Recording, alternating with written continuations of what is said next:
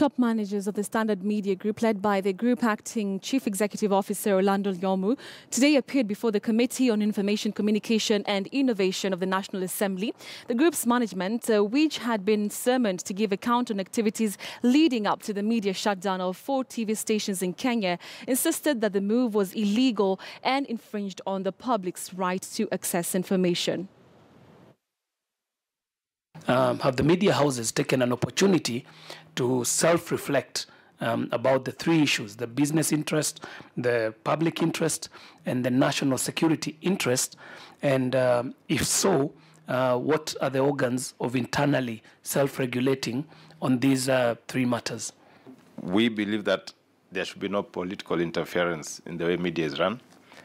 We also believe that we have a duty to understand when issues we cover could lead to, say, security concerns, or they could lead to social unrest. And I believe that's what my colleague Joage was talking about, that every day there's a burden of responsibility a journalist has to exercise in the decisions they take in what they want to air. As to whether covering an event constitutes an illegality because the event is illegal, I guess that's where then the challenge comes in.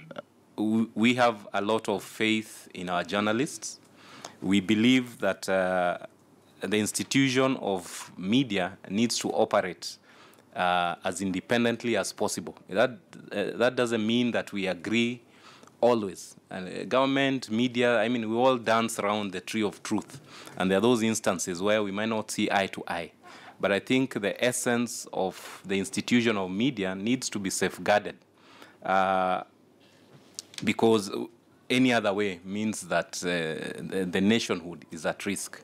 I do not know if, as a media, you've been able to take stock of what was the Security Law Amendment Act. Because unless we do that, we will be able to let government run beyond what had been adjudicated as unconstitutional, and the government continues to crack down on certain freedoms when the courts adjudicated that this kind of law is unconstitutional. There are very many rules, there are very many laws in this country. Today I cannot just wake up and say so-and-so is a thief, they stole this money. They'll take me to court because there are defamation laws that govern that.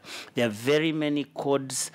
Today, the Media Council, for example, there are people who walk there and complain, and they find media houses different amounts of money because they covered a certain story in a particular way. So we do not go rogue as media. We are not a law unto ourselves. We actually govern. The robust Bill of Rights that is in the Constitution is not in a vacuum. There are very many other things that control how we work. And therefore, it should never come out in this committee or elsewhere, Mr. Chairman, that the media in this country would like to do whatever they want.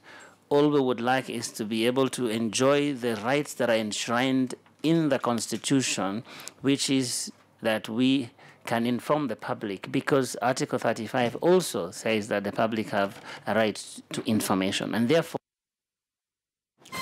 Right, so we wanted to take our first commercial break here on Friday Briefing, but don't go away. Like I mentioned, my guest tonight is the lovely, strong woman of steel, Jambiko Ikai. She's going to be joining us here on the show in a few minutes. Don't go away.